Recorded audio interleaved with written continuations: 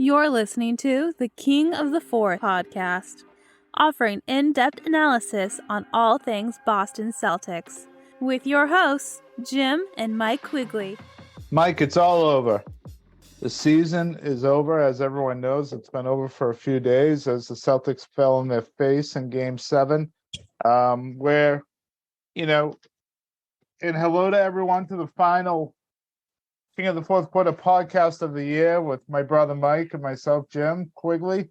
The Celtics put themselves in a spot where if things in one game went bad, or you had an injury to a key player, your season was over. And, you had multiple things go wrong for the Celtics. As we found out after the start of the game, Robert Williams was sick. Tatum, on the very first play of the game, rolled his ankle, and that changed the look of the Celtics completely. And then you lost your best player, I think, in that game, Derek White, in the fourth quarter, for the whole fourth quarter, to a knee injury. But I don't think that's when the series was lost. I think the series was lost during Game 1 and Game 2. And then you put yourself in a spot having to play Game 7 because you had to come back from 3-0 and in a position where if it wasn't your night, your season was over. And that's essentially what happened. They couldn't hit shots. They ended up pressing on offense because they were down significantly of what they're typically able to do, with Tatum not being able to run the offense, not being able to be a focal point whatsoever. And they put players in positions like Jaylen Brown that just can't perform at that level against the Heat.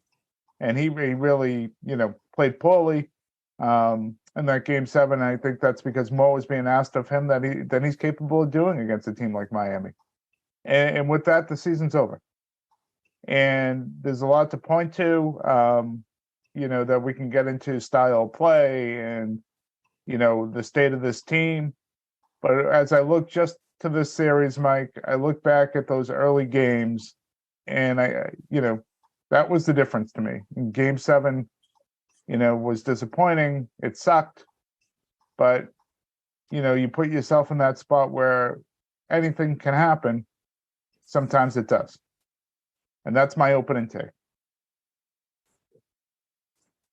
Yeah, I think that if I wasn't a Celtics fan, I would really like the Miami Heat, and I would really dislike the Boston Celtics.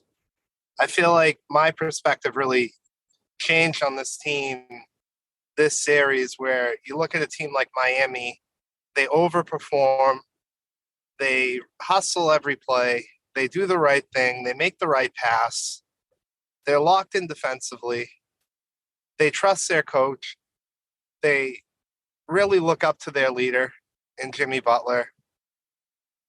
And you look at the Celtics and you get this, I get this impression. The impression that I get is that they seem a little privileged. Like you can just roll the balls out and you're going to win games. And you talk about games 1 and 2 are a great example of that.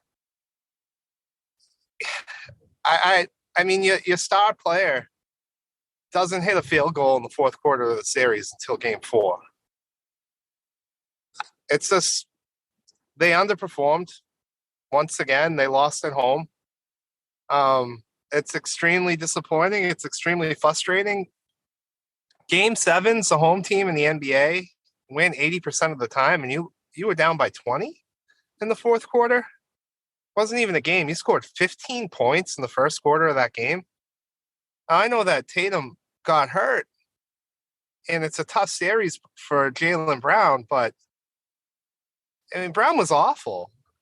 And this is the same. This is the second Game 7 at home in an Eastern Conference Finals where Jaylen Brown was a no-show, going back to Cleveland.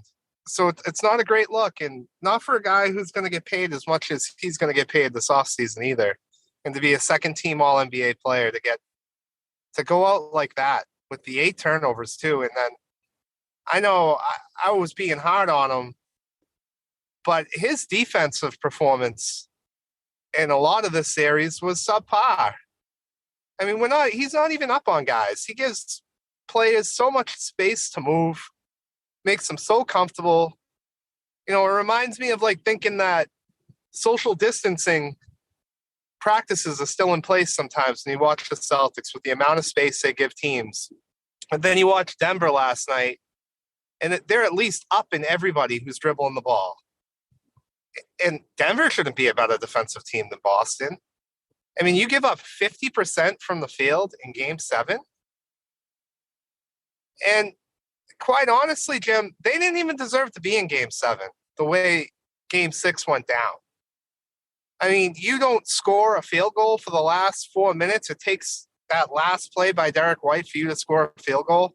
And once again, Tatum and Brown in the last 4 minutes of that game are a no-show. People are getting on the coach, and people are upset that he's not going to lose his job. I don't think it's smart that they're keeping him, but this is the third coach now that the Celtics have gone through and have had an ending of a season like this. Last season, losing 2 games at home in the NBA Finals to the Golden State Warriors. This year, losing 3 games at home in the Eastern Conference Finals to the Miami Heat with a new coach. Going back to Brad Stevens, blowing Game 7 at home against Cleveland. I mean, that you keep going back to Cleveland. That was a very, very young team. But you know what? I think it's a world of difference between now and then. There is no comparison. This is way more. You can think that, Jim. You can think that, but it's a trend. No, and Mike, it's the same players. They're not the same players. They're not the same team. Tatum was 19. Brown was in his second season. Tatum played well in Game 7. This is a major disappointment. That wasn't a major disappointment. That was disappointing because the ride was so awesome, but they should not have been there. Here they should have been there. That was the Miami Heat. That Celtics team essentially I'm sorry, I gotta disagree with you. I have to. They should have. They were more talented than Cleveland. Cleveland had LeBron James and nobody else, and you were up 3-2. Cleveland had LeBron, and you James. dominated. You dominated that series at home. You dominated that series at home. Come on, this is a ridiculous. Why are we going back to 2018? It doesn't even make any sense. It has nothing to do. Because it makes sense that Jaylen Brown in 2 Eastern Conference games. No, it makes no sense. It's not the same players. This is disappointing. This was okay. Well, then last season was disappointing too, right? Yeah, I guess this is way worse. To me, this is way worse than last season. It's certainly way worse. Yeah, but it's my overall point that it's my overall point is that it's not a coach that's going to fix it. It's not. Like Mazzulla ball, I don't agree with it. But the players have to get better in these situations.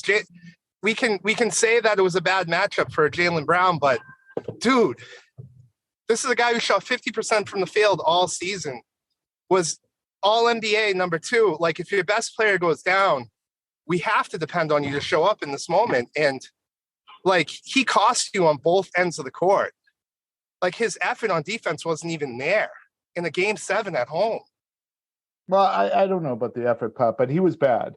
He was bad, especially in Game 7. And I even look back more towards games, again, early in the series, where he was forcing things where at this point he should have known against Miami that they take away his right hand. And in the playoffs, a good defensive team will take away what you do best, and you got to find other things to do. And what he should have became was a role player and accepted that. Someone that was more catch and shoot, let things run through Tatum. And he wanted to be alpha ball. And he didn't realize it until Game 4, Game 5, and Game 6, where he played much, much better. And if he accepted that early in the series, you don't have Game 7. I look at Game 7 as it sucks, but it ended when Tatum rolled his ankle in a lot of ways. That game just ended, and then they missed wide open shots, and it was over. And Miami, all those things you said about them is true. They also had a horseshoe up their ass the entire series, the way they shot.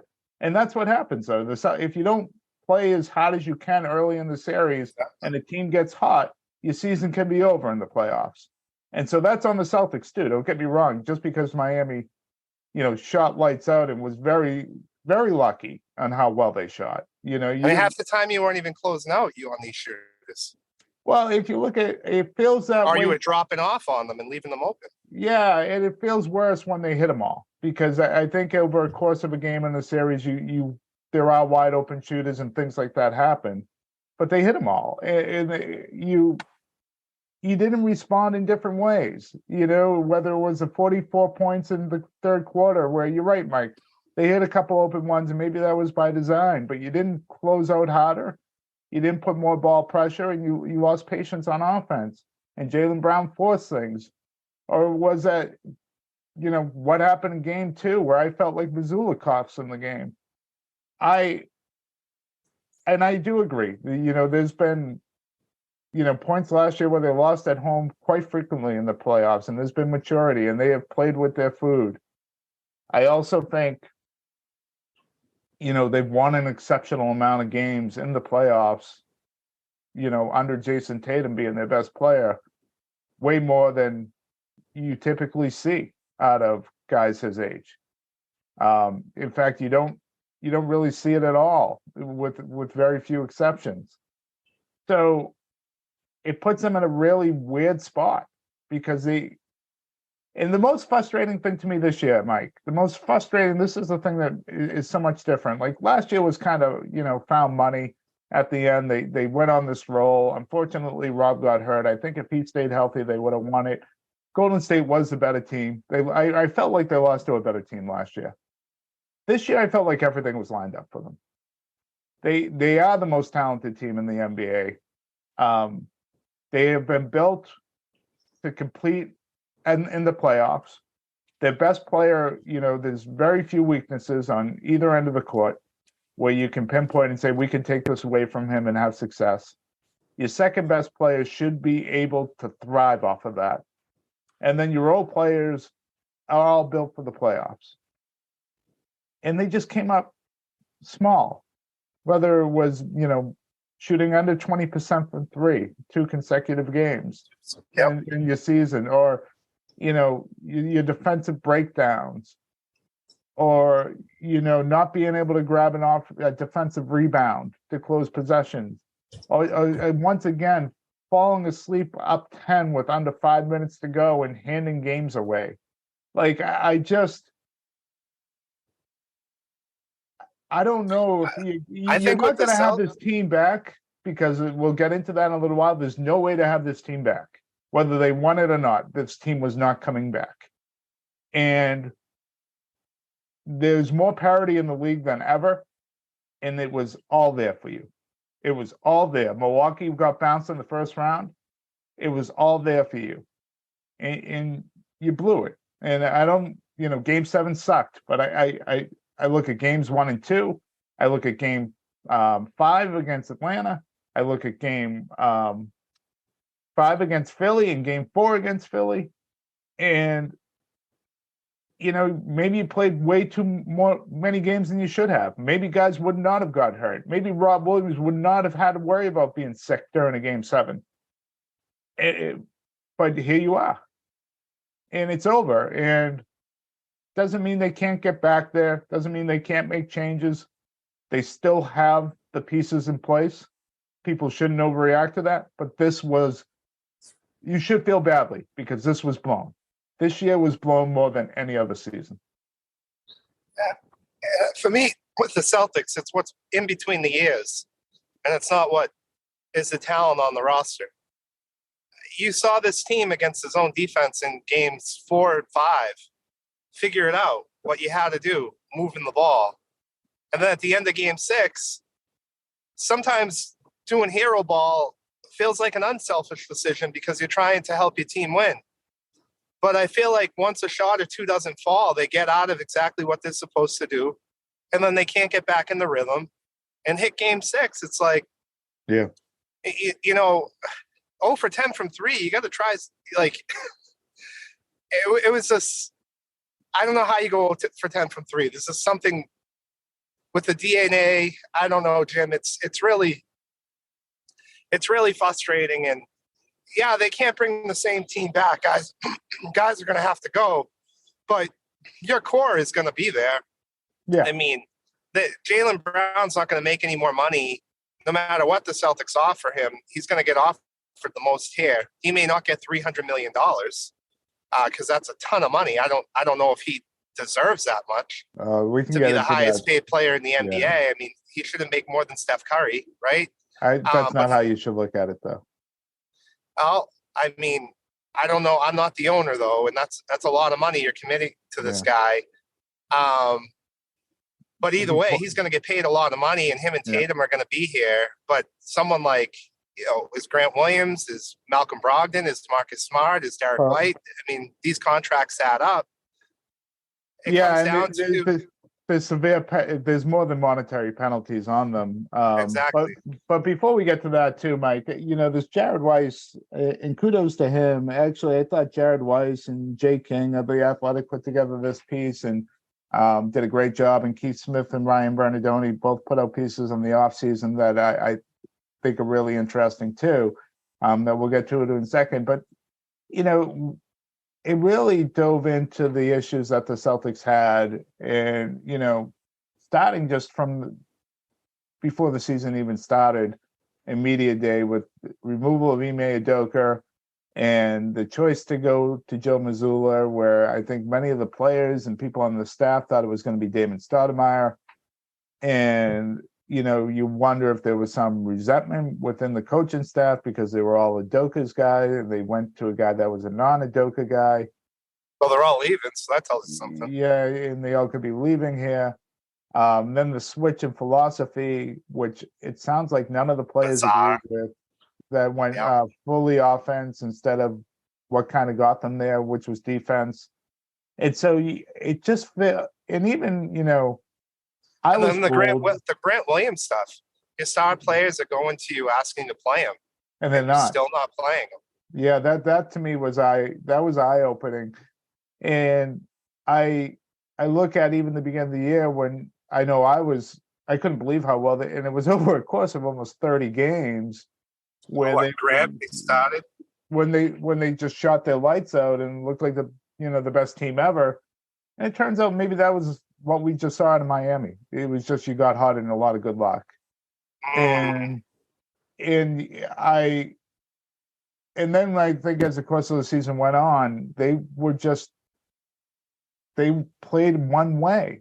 And it was so dependent on whether you made all these threes that when the game kind of broke down on them, they really weren't capable of winning another way. And I thought you saw that in the playoffs. They survived Game 6, but I think you did a really good job of illustrating that they almost lost that one and gave that one away despite shooting poor from three. And then in Game 7, when Tatum got hurt and they were missing threes, there was no other way for them to get back into things. Whereas last year, we talked about it all the time. The Celtics, they weren't making shots. They would try to suffocate you. And they would do that with a great deal of success. It was just a really interesting article all the way up until Game 3 when, Wick Grossbeck comes into the locker room and airs them out for not having any balls, which I think is completely inappropriate. You're not part of the coaching staff. You're not part of the guys that are battling day to day out. I know it's your money, your team, but I don't think that's his place to do that. I really don't. I think that's overstepping. And I wonder how the players perceive that. You have guys yelling at the team during the season, whether it's Mazzulla or the assistant coaches or Wick, that never played in the league, that have no idea actually what they're going through and what they're facing, if we're being honest. And it sounds like it was a lot more disconnected than we even knew, I guess, is Yeah, and you see that article, and then you see Brad Stevens go to the podium and say, they're keeping him as a coach when there's better options out there. Like, for me, I don't understand why you wouldn't want to bring a better coach in. And maybe Brad looks at it like it's not coaching, it's the players. I get it. But at the same time, you have a bad coach. So, I don't get why you would bring him back. I look back to just the decision last year, Mike.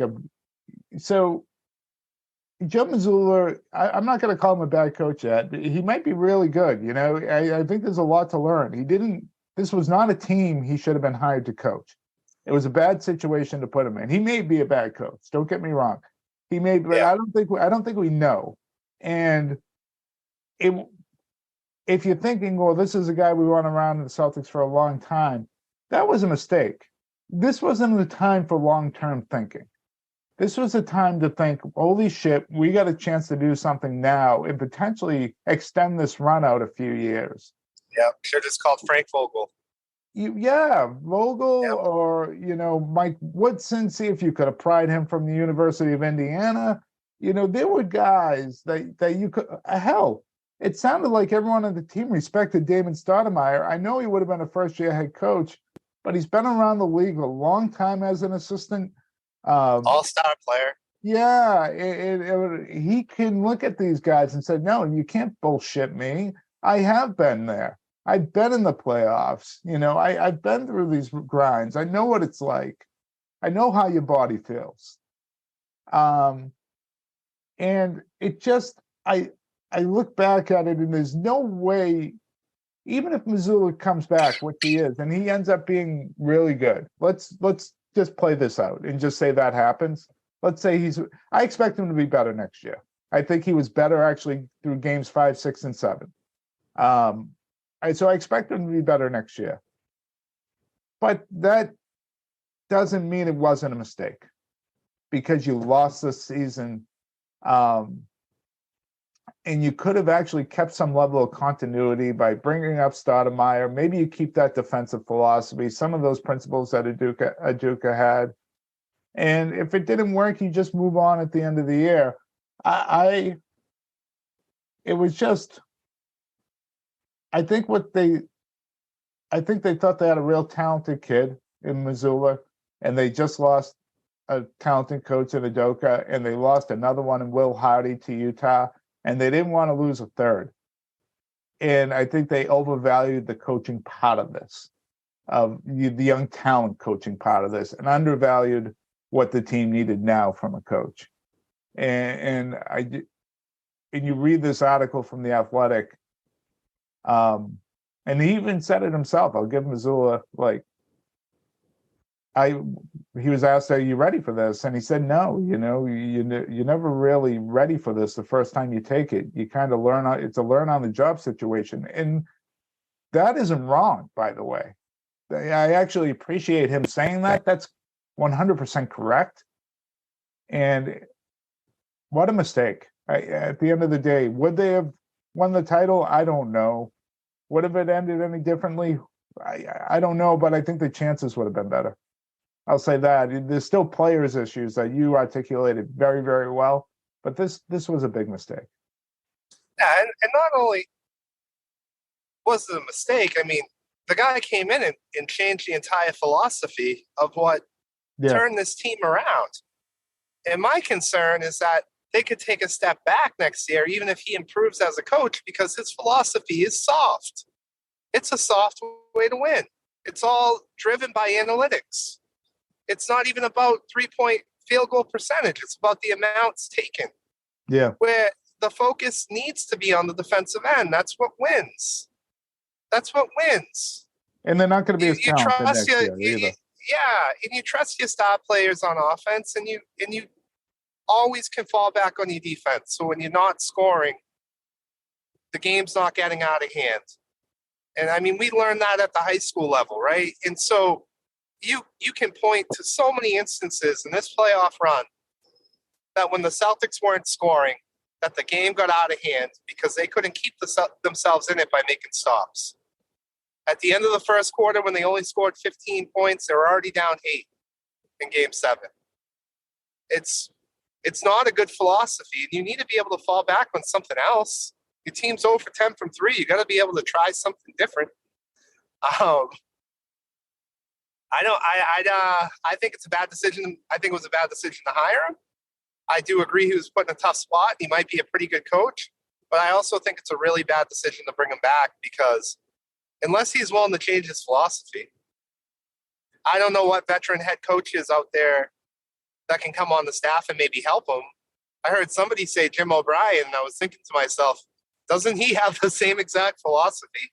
Wasn't he doing the same thing with Antoine Walker and Paul Yeah, but Pierce? he was defensive first. Those are great Oh, defensive was he? basketball. Yeah, Yeah, those that's are true. really, really good defensive basketball They teams were. with not a Yeah, lot of defensive talent. Um, that's a good he's out point. there. Sam Cassell's out there. I think he would be a good veteran. I know he's never been a head coach, but he's been around the league for a long time, and he's a guy that's played. I think maybe they need guys that have been head coaches before on the bench with them. I also think they need guys on the bench that have played in the league. And I think that's been undervalued by the Celtics. And I Big think time. that's really important to have. So I look at a guy like Sam Cassell and I think, or James Posey, who's been around the league as an assistant for a long, long time, hoping to get a head coaching job. Those are the type of guys that I'd like to see them have. The Brad Stevens had Walter McCarty, had Jerome Allen. Maybe you call back a Jerome Allen to come back to your staff. Maybe you call back a Jay Larranaga.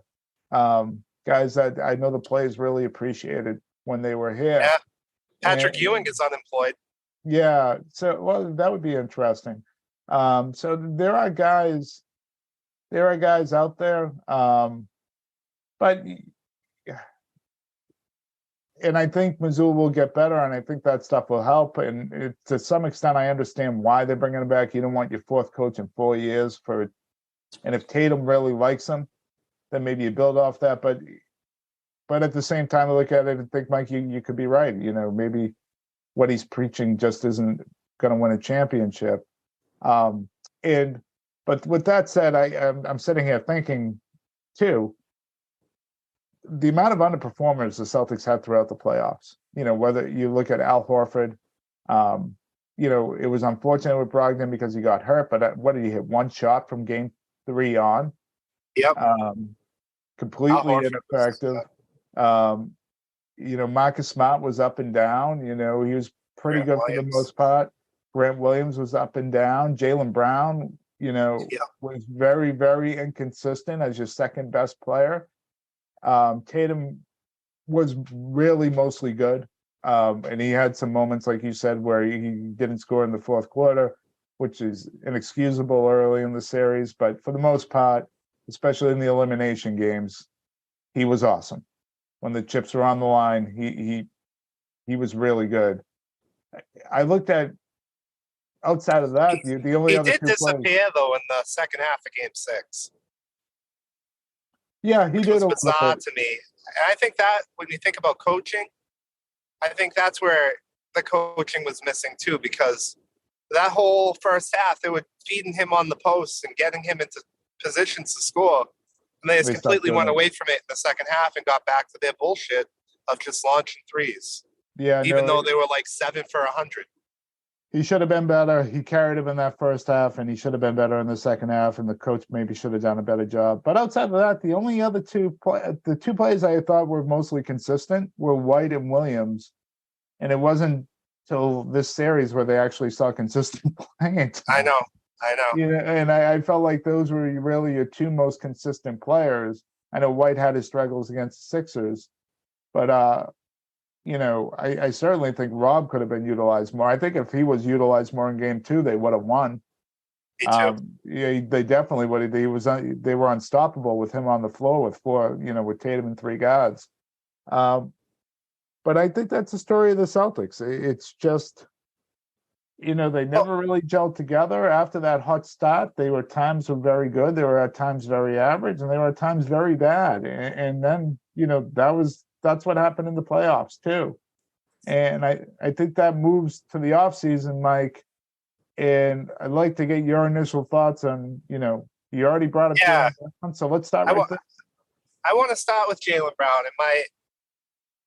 And this isn't me saying I want to trade him because I don't think you can get anything back for him you're gonna be worse as a team if you trade him.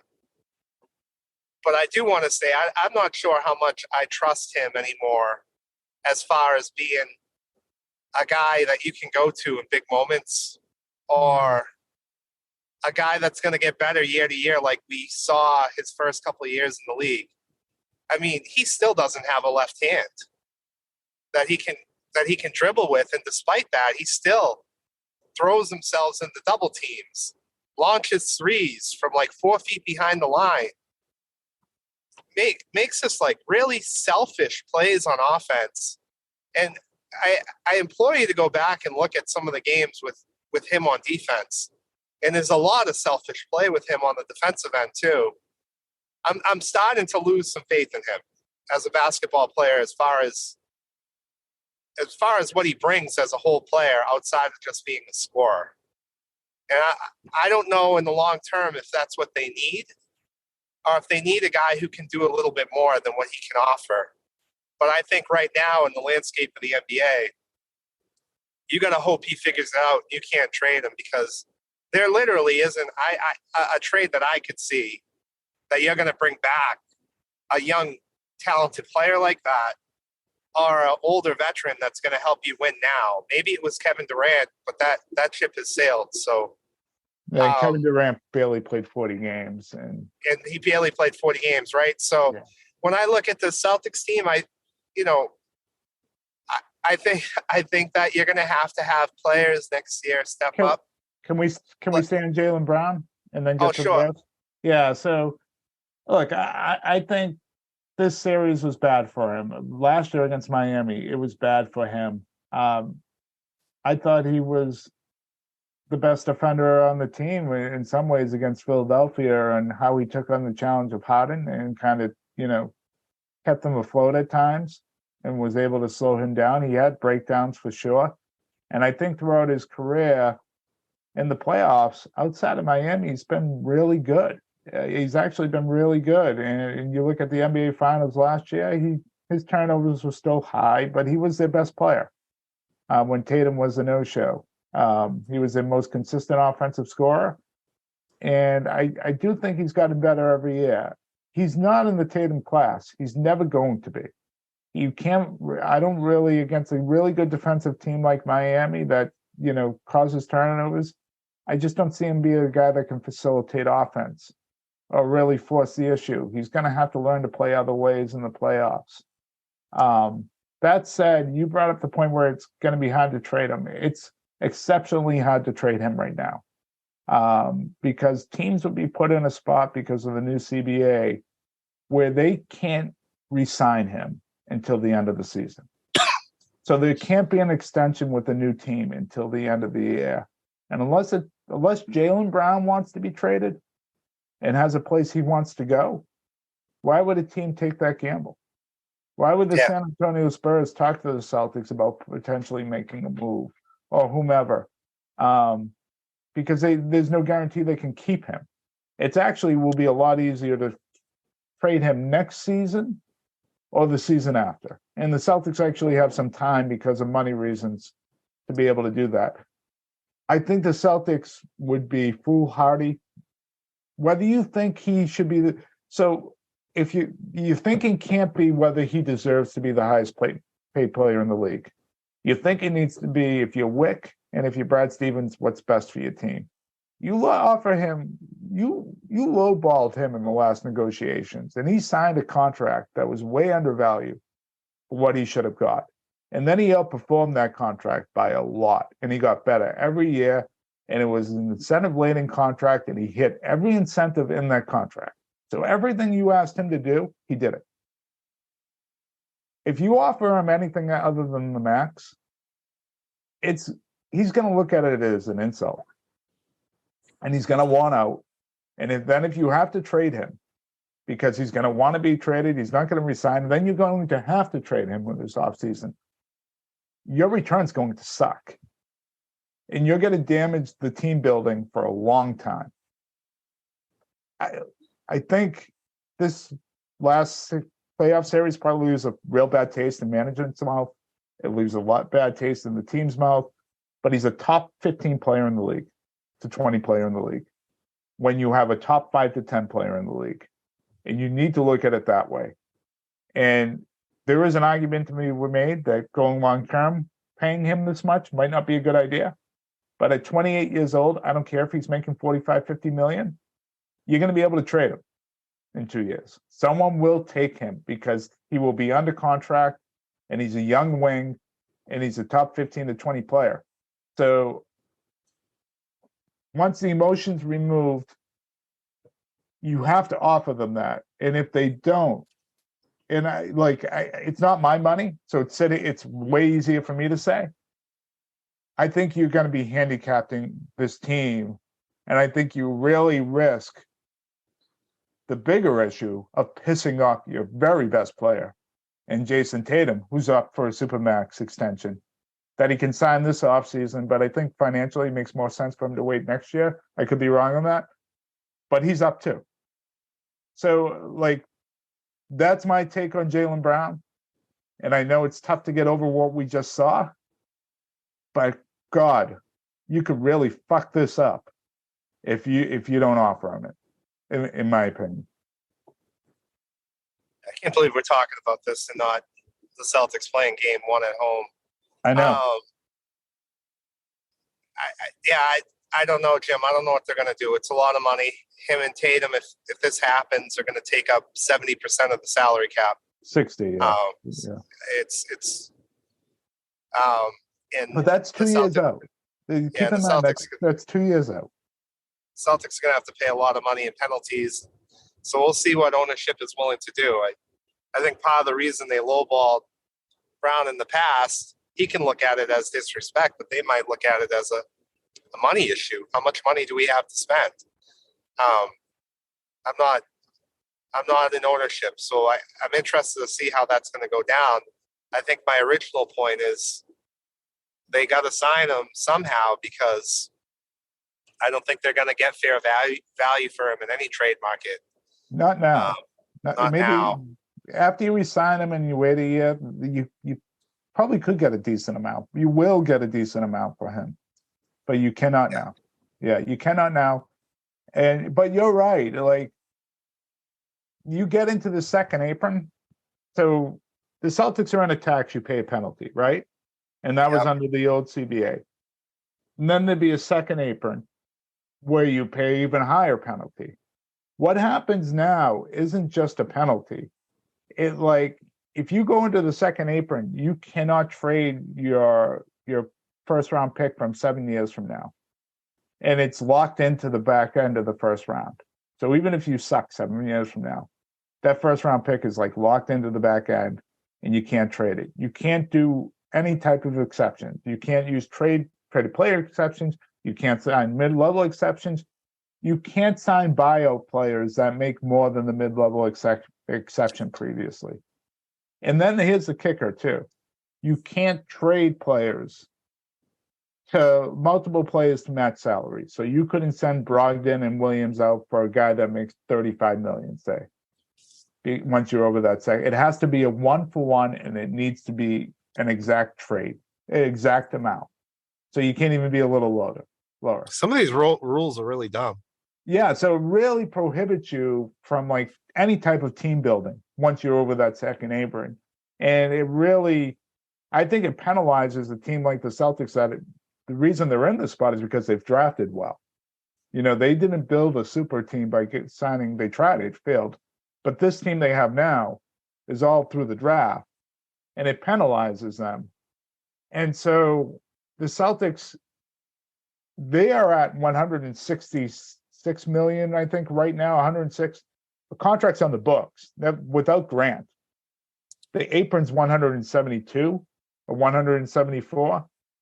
So when we talk about this isn't just about Wick spending money. They're going to have to make moves to get under that apron, because you definitely don't want to be under it even a singular year, multiple years. Really, the penalties get worse. So, we look at Bob Myers leaving Golden State. I think this is why, because I think he knows the situation they're in is just really tough. And I think what the Celtics are going to have to do is they are going to have to trade at least one of three of Smart, White, or Brogdon. And probably let Grant walk. Potentially let Grant walk, depending on, maybe he doesn't get a qualifying offer and you can sign him for a year within restricted free agency. But yeah, there's a number on him that they're not going to go over with. There's a question of whether you pick up the $4.5 million team option on Muscala. And they can't continue anymore to trade away draft picks because you have to build your team now with some young, cheap talent. And this 35th pick in the draft cannot be a throwaway that they send overseas. It has to be somebody that they see that can either contribute now or they see that, they can develop in a year or two to be a contributor. So they're in a real interesting spot. And Mike, I guess maybe we can get way more into the offseason as this thing moves on. It's the draft's June 22nd, believe it or not. And Brown's extension date is June 30th. But your thoughts on just moving on from one of those guys? Who do you think will go? Who will get you the most value? And who do you not want to see traded, I guess is what I'd ask you. I don't want to see Derek White traded. Me either. And Derek White would bring you the most value. So answer your second question. So for me, it would have to be Smart or Brogdon. So one of those two would have to go. And I'll leave it up to, I don't really prefer one over the other too much. I think the way Brogdon ended the season was, alarming because he got hurt and he's always had an injury history. Yeah, so maybe that's the guy you want. Yeah. That's the guy you want to move on from.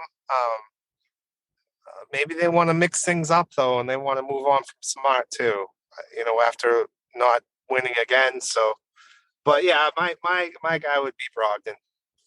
I think I would lean Brogdon only for this reason. If you can get kind of guys on expiring coming in or whatever, Brogdon makes $4 million more.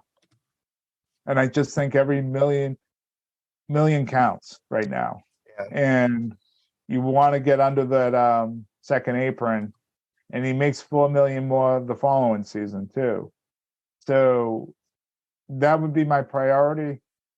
But at the same time, I think you get less for Brogdon for the reason you pointed out than Smart. Like if I'm a team on the up and up, like Orlando or San Antonio, I have way more interest in Marcus Smart than I do Malcolm Brogdon to help kind of build my team, as a veteran guy, as a defensive first guy, and has been through the, wars and is a bit more durable.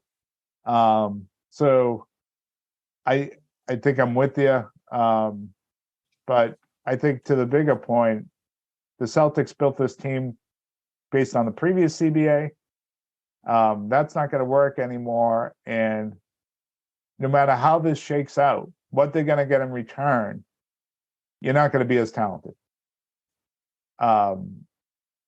You'll still be good and really good and maybe even the favorite in the East, but you are not going to be as talented as you were this year.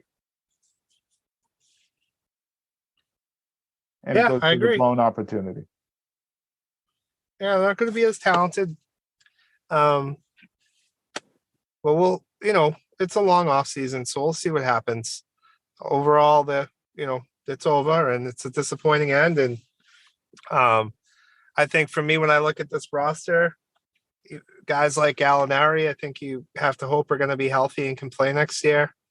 I know Peyton Pritchard wants to get traded, but maybe that's a guy you tell him to screw. You got to play next year. We need you. Yeah, you might need depth there. Yeah. Other than that, like the end of your roster, I don't think you're getting much from Cornette or Blake Griffin, but Sam Hauser's a guy you got to look at next year. If Grant Williams is leaving, Muscala, Gallinari, and Hauser maybe are the guys you're looking at to fill that role. So it's definitely a step back, but also an opportunity for other guys. And I think you've seen in Miami, if you have a coach that trusts you and invests in you, that sometimes some of these guys make it and actually end up surprising everybody with how they play. So I think opportunity might be there for guys who don't typically get it because of what's going on. And hopefully they're ready to produce. And we'll see what happens next year. My overall impression of next season with the coach coming back is that this team's going to take a step back. But we'll wait and see. So, yeah, maybe they'll step back the right way where the regular season isn't as good, but they're more connected and ready to go for the playoffs. But we'll see. I don't know. We'll see how things look. I think for the listeners out there, so we're going to take a break for a while. But as news happens, we'll jump back on. The draft, the Celtics actually have a pretty important pick at 35. And I know that sounds weird, but Is that their only pick? I thought they had more picks. that's their only pick. But they, Oh, what you can do, and it doesn't cost you against the cap as long as you're under the second apron, is you can send out cash for a second round pick. So maybe the Celtics try to buy a second round pick or two for that cheap labor to fill out their roster, especially if they like somebody. It makes sense. And then, there will be the rookie league, and me and Mike are nerds. So we'll get on here and we'll talk about what's going on in Vegas because we will watch it, and it will be basketball in the summer. And I'm certainly not watching baseball.